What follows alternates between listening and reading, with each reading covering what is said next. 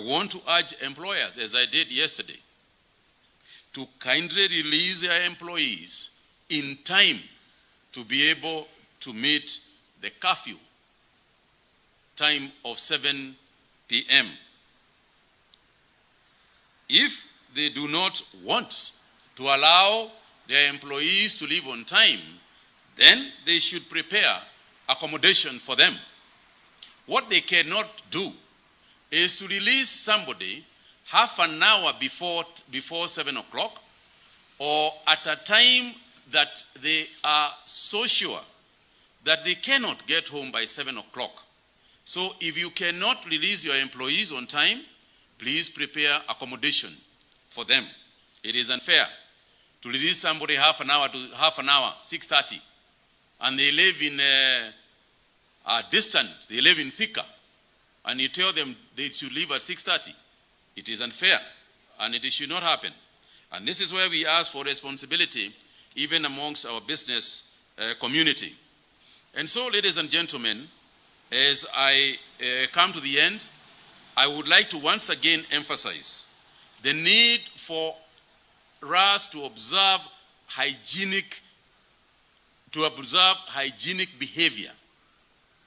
We are asking each and every person, and as I said yesterday, if you look at the person next to you, given the fact that we have 42 people now who are spread in the counties that we have established, when you look at the person next to you, they will not have any sign that they are unwell.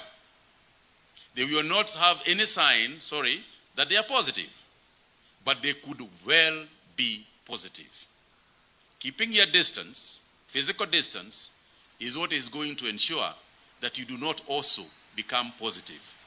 That's a responsibility you owe to yourself. Thank you very much indeed.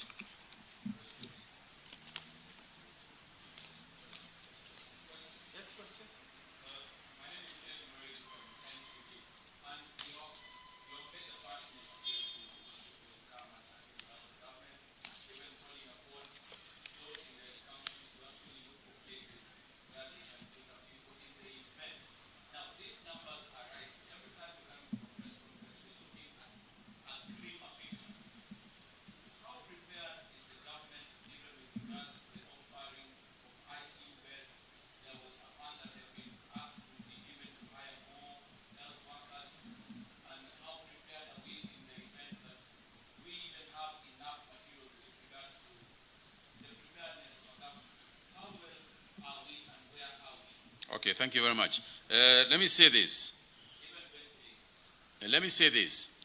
First and foremost, we are purchasing, we are buying, and we are already accumulating ventilators in our hospitals.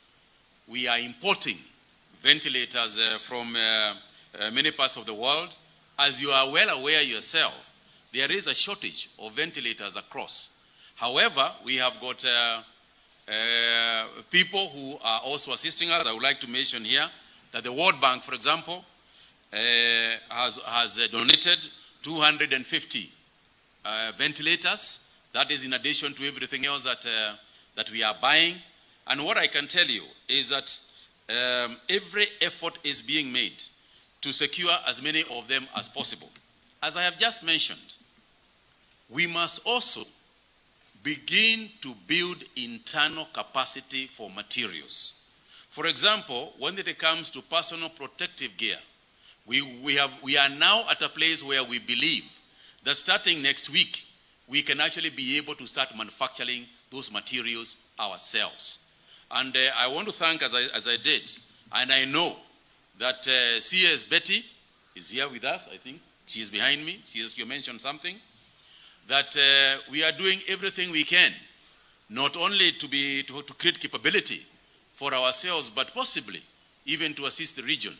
So we are working on ensuring that we have those. We have ICU beds. We have got capacity for at least 1,000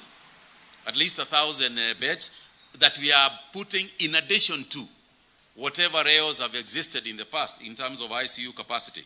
So we continue to build every day we continue to build extra capacity. And I can tell you, we are a long way from where we were a while back. On the issue of, so let me just stop there to say this.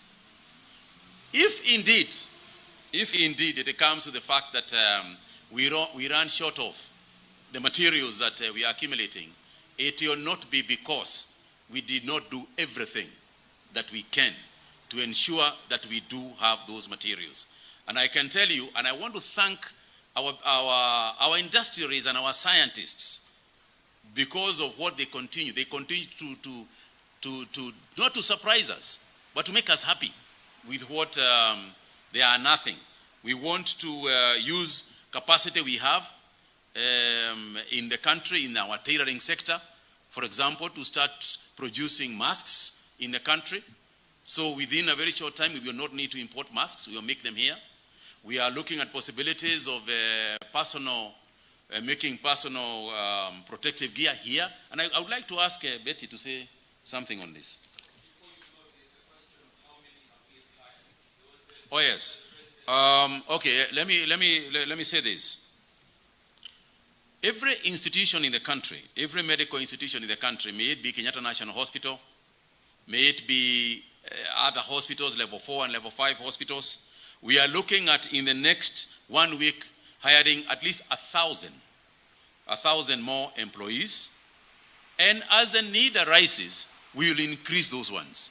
The beauty is that we are not short at the moment. We are not short of medical personnel. It is just they are not in our hospitals, but we have them out there, looking for jobs and wanting to join. So we have that opportunity that is going around. Obviously, it's a process going on because you cannot bring in 2,000 people into your hospital.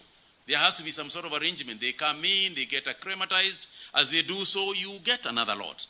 So we will hire as the necessity arises.